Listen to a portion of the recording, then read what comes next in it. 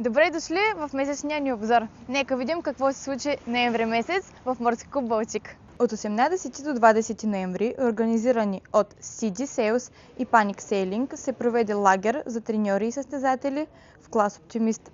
Лектори и водещи бяха световните имена Павел Донцов, Микеле Ричи и Сантьяго Лопес. Нашите състезатели Йордан Кирев и Виктория Великова имаха безценната възможност да тренират 3 дни заедно с някои от най-добрите оптимисти в света.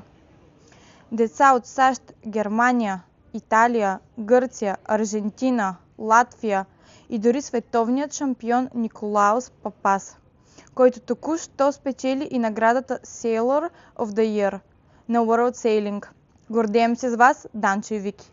За финал месец ноември в Текирдаг, Турция, се проведе регата Текирдаг Трофи, на която Цветомир Симеонов завоюва второ място в клас Илка 4, а Виктория Великова се класира на второ място при момичета младша възраст в клас Оптимист.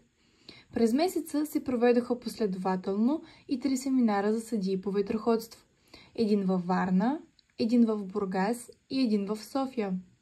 И на трите участия взеха общо 15 младежи от Морски клуб Балчик.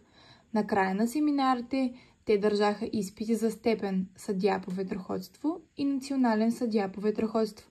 Стискайте палци! Следващия месец ще разберем резултатите.